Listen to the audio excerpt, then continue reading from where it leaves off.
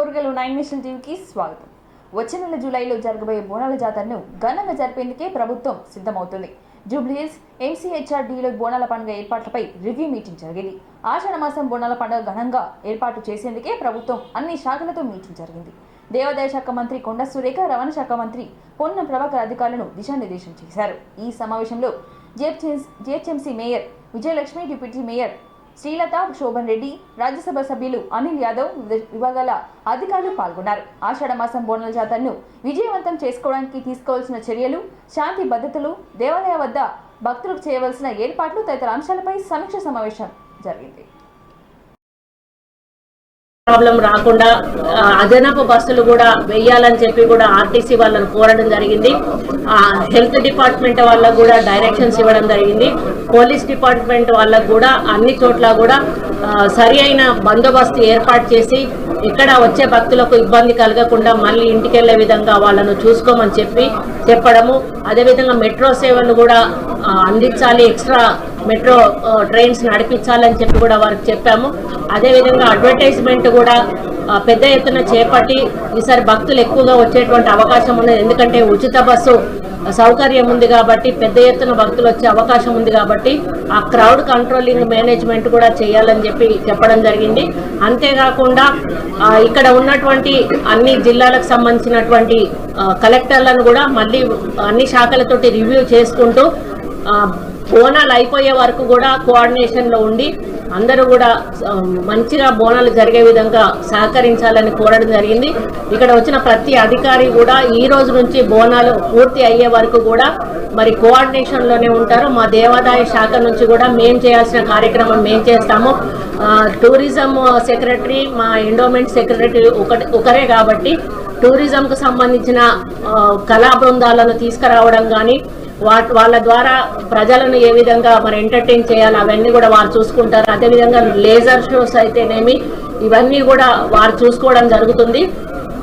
అంబారీలను కూడా మేము తీసుకురావాల్సిన అవసరం ఉన్నది. వాటికి కూడా ఫారెస్ట్ డిపార్ట్మెంట్ నుంచి మేము పర్మిషన్ ఇచ్చి వాటిని కూడా రప్పించి క్షేమంగా అంబారీలను కూడా ఈ యొక్క ఉత్సవాల్లో పాల్గొని మళ్ళీ క్షేమంగా వెనక్కి తీసుకువెళ్లే కార్యక్రమం కూడా చేయడం జరుగుతుంది. ముఖ్యంగా చిన్నపిల్లల విషయంలో కూడా జాగ్రత్తలు తీసుకోమని చెప్పడం జరిగింది. చిన్నపిల్లలకు ఎటువంటి అనారోగ్యం కలగకుండా హెల్త్ క్యాంప్స్ పెట్టి వాళ్ళకి మరి ఆశా వర్కర్లు, అంగన్వాడీ వర్కర్లను అందుబాటులో పెట్టి వాళ్ళకి సరైన మరి ఫుడ్ సదుపాయాలు అవి కూడా కల్పించమని చెప్పి మేము కోరడం జరిగింది. ఈ విధంగా అన్ని దారుల నుంచి కూడా ఈ డిపార్ట్మెంట్ ఆ డిపార్ట్మెంట్ అనకుండా అన్ని డిపార్ట్మెంట్ నుండి కూడా మేము అందరికీ కూడా ఆదేశాలు ఇచ్చి వాళ్ళ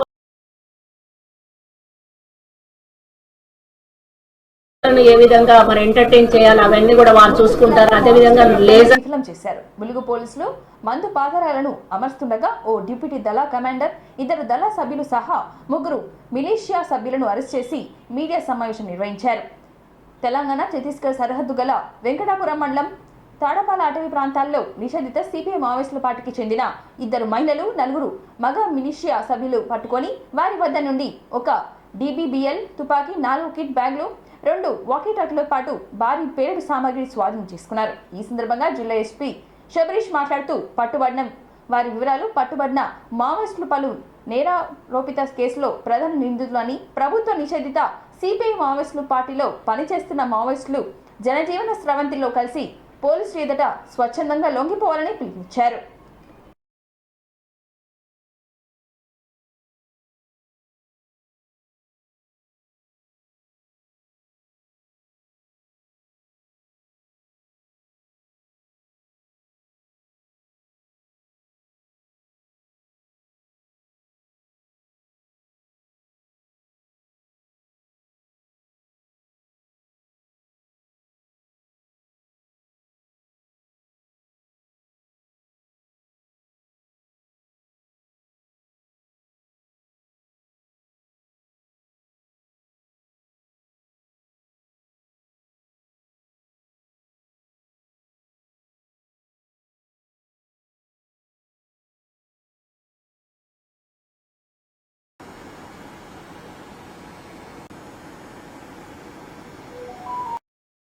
వైసీపీ హయాంలో వేధింపులకు గురైన ఆరుద్రను సీఎం చంద్రబాబు ఆదుకున్నారు. తన కుమార్తె సాయిలక్ష్మితో కలిసి చంద్రబాబును కలిసిన ఆరుద్రకు 5 లక్షల ఆర్థిక సాయం, 10,000 రూపాయల నెలవారీ పెన్షన్ను ప్రకటించారు. వైసీపీ ప్రభుత్వం తనను ఎంతగానో వేధించిందని, తన కూతురు తీవ్రమైన వెన్ను నొప్పితో బాధపడుతుందని ఆరుద్ర సీఎంకు తన గోడును వినిపించుకున్నారు. తన కూతురు సాయిలక్ష్మి కోసం భూమిని అమ్మటానికి ప్రయత్నించగా వైసీపీ నాయకులు గురి చేసిన వేధింపుల గురించి సీఎం చంద్రబాబుకు వివరించారు. వైసీపీ నాయకుల వేధింపుల వల్ల అమలాపురం కోర్టు తలుపులు తట్టవలసి వచ్చిందని అన్నారు. తన గత ప్రభుత్వంలో సీఎం జగన్ను కలిసేందుకు ప్రయత్నిస్తే అనుమతించకపోగా తనపై అక్రమ కేసులు పెట్టి వేధించారని తెలిపింది. ఆరుద్ర ఆవేదన విని చలించిపోయిన సీఎం ఆర్థిక సాయం అందించారని తెలిసింది.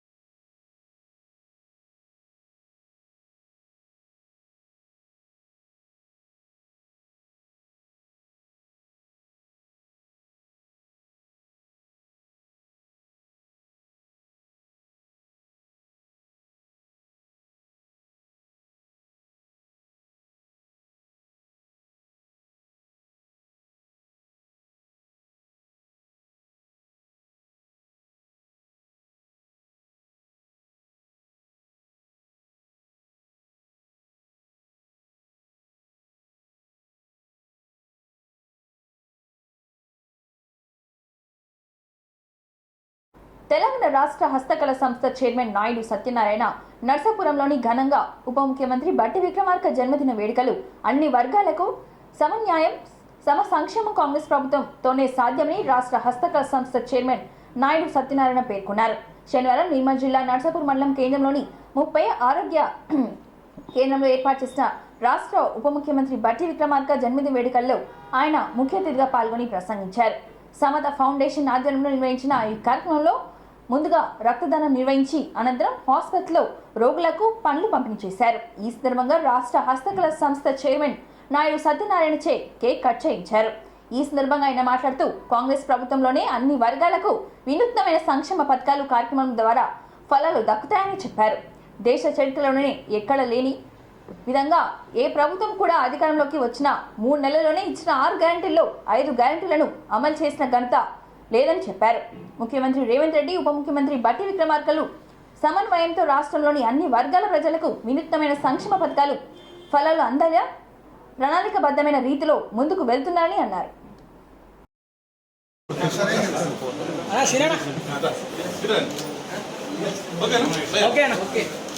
బట్టి విక్రమార్క అన్న జన్మదినం ఏదైతే ఉందో దాన్ని ఉద్దేశించి మాకు అమూల్యమైన సందేశాన్ని ఇవ్వాల్సిందిగా ప్రార్థిస్తా ఉన్నాను.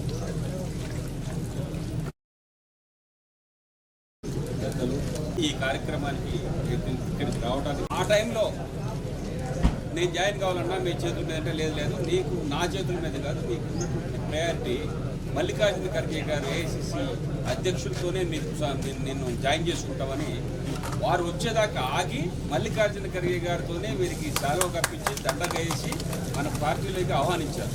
ఆ రోజు నుండే కాంగ్రెస్ పార్టీకి మీరు వీర విధేయులు అనేది కాదు కానీ బట్టి విక్రమార్క గారి యొక్క అడుగుదాడల్లో నడవాలనేది వీరి యొక్క ఆలోచన. ముఖ్యమైనటువంటి 2 మాటలు చెప్తాను నేను బట్టి గారి గురించి.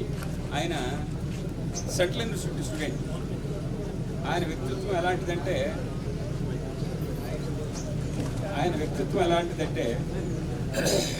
బహుజనులు సమాజంలో వెనకబడి ఉండవలసిన అవసరం లేదు. బహుజనులు అందరితో సమానమే, అందరితో కలిసిపోవాలనేటువంటి నిర్ణయంతో ఆయన రాజకీయాల్లోకి వచ్చాడు. ఆయన సేవా కార్యక్రమాలు కానీ ఆయన 4 సార్లు ఎమ్మెల్యే, 1 సారి ఎమ్మెల్సీ మా జిల్లాలో. ఇప్పటి వరకు ఒక ఎస్సీ ఎస్టీ కేసు కూడా లేదు. ఆ గ్రామంలో ఉన్నటువంటి అన్ని కులాలతో సమానంగా బహుజనుల్ని ఒకే బాట మీద నడిపి ఒకటే కుర్చీ మీద కూర్చోబెట్టినటువంటి వ్యక్తి. అలాంటి వ్యక్తి ఆ కోసం మీరు గొడవలు పెట్టుకొని అలాంటి వ్యక్తికి వాళ్ళ ఆర్థిక శాఖ వచ్చింది చేస్తాడు. బహుజనులకి ఉన్నత వర్గాల వారికి మధ్య గ్యాప్ లేకుండా సమానమైనటువంటి స్థాయిని తీసుకురావడానికి ఆయన ప్రయత్నం చేస్తాడు. అట్లనే దాంట్లో భాగంగా సుదర్శన్ గారు బాగా బట్టి గారు బాగా ప్రేమించే వ్యక్తులలో మీ జిల్లా లీడర్ 1460 కిలోమీటర్ల పాదయాత్ర చేశాడు. బహుజనులే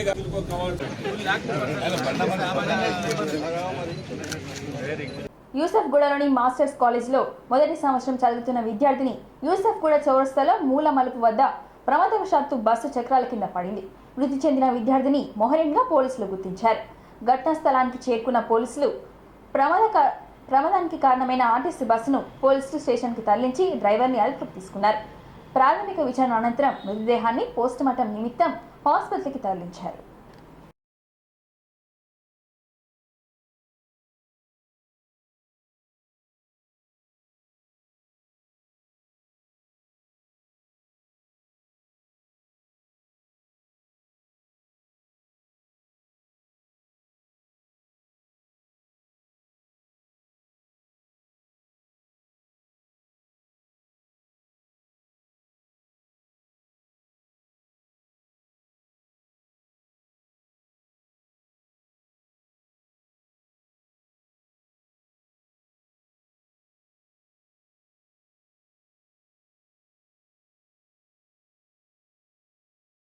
పేదింటి ఆడబిడ్డలకు కళ్యాణ లక్ష్మి పథకం ఎంతో ఉపయోగపడుతుందని పరకాల శాసనసభ్యులు రేవిడి ప్రకాష్ రెడ్డి అన్నారు. శనివారం పరకాల పట్టణంలోని ఎమ్మెల్యే క్యాంపు కార్యాలయంలో పరకాల టౌన్, పరకాల మండల పరిధిలోని కళ్యాణ లక్ష్మి షాదీ ముబారక్ చెక్లను 33 మంది లబ్ధిదారులకు 33,03,868 రూపాయలు ఎమ్మెల్యే రేవిడి ప్రకాష్ రెడ్డి పంపిణీ చేశారు. ఈ సందర్భంగా ఎమ్మెల్యే మాట్లాడుతూ పేదింటి ఆడబిడ్డలకు కళ్యాణ లక్ష్మి పథకం ఎంతో ఉపయోగపడుతుందని అన్నారు.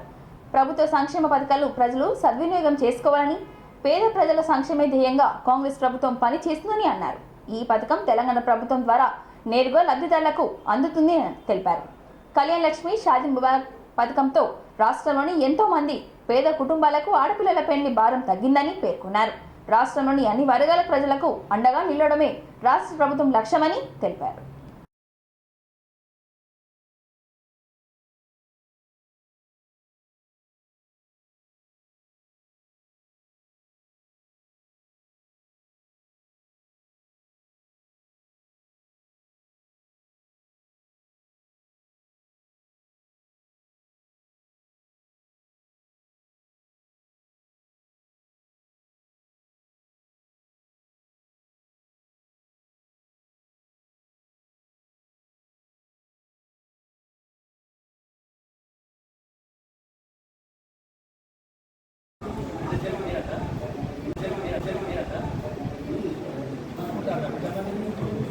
లక్ష 16,000 చొప్పున 116 అంతే కదా, 1,116 చొప్పున అంటే పెళ్లి ఖర్చుల నిమిత్తము చాలా మట్టుకు మనం చూస్తున్నాం. పెళ్లి చేయలేని పరిస్థితిలో ఉన్న కుటుంబాలు కూడా చాలా మట్టుకు ఉన్నాయి. అందులోంచి పూర్తి స్థాయిలో ఖర్చులు భరించే పరిస్థితి ప్రభుత్వాలకు కూడా లేని సందర్భంలో కొంతైనా సహకరించాలనే ఒక ఆలోచనతోటి మరి ఈ కళ్యాణ లక్ష్మి కార్యక్రమాలకు మన ముఖ్యమంత్రి రేవంత్ రెడ్డి గారు సహకారం అందియాలనే ఉద్దేశంతో కూడా కంటిన్యూ చేయడం జరుగుతుంది. ఆ భాగంలోనే ఈరోజు 33 జంటలకు, అంటే జంటల కుటుంబ ఫ్యామిలీ తల్లిదండ్రులకు వారికి ఇవ్వబోతున్నాం. మీరు పెళ్ళైన మీ బిడ్డల యొక్క భవిష్యత్తు బాగుండాలి అని చెప్పి ఆ కుటుంబం అన్ని విధాల సుఖ సంతోషాలతోటి ఆయురారోగ్యాలతోటి ఉండే విధంగా ఆ భగవంతుని ఆశీర్వదించాలని చెప్పి కోరుకుంటూ మరి మీ దగ్గర సెలవు తీసుకుంటున్నాను. Thank you sir, thank you very much. ఇప్పుడు గ్రామాల వారీగా చెక్కుల పంపిణీ ఉంటుంది. ఈ గ్రామం చెప్పినప్పుడు ఆ గ్రామానికి సంబంధించిన గౌరవ ప్రజాప్రతినిధులు కూడా రావాల్సిందిగా కోరుచున్నాము. మొదట పరకాల గ్రామం వీరికి శ్రీలత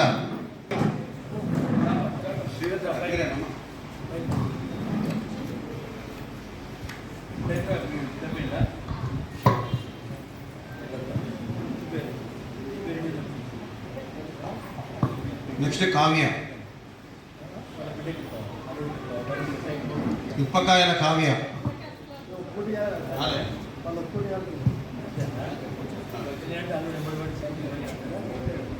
దాసరి రాధిక,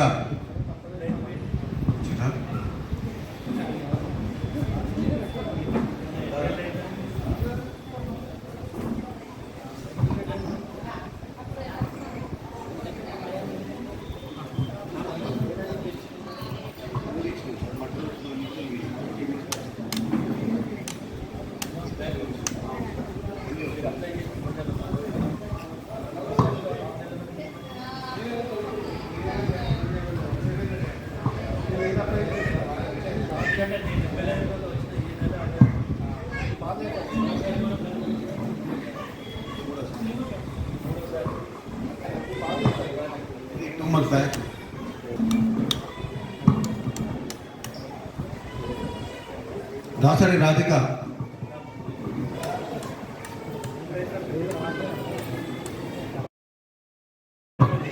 పిట్ట వనమాల. ఇంతటితో ఈ వార్తలు సమాప్తం. మరిన్ని వార్తలతో మళ్ళీ కలుద్దాం. చూస్తూనే ఉండండి ఓర్గలు 9 నేషనల్ టీవీ.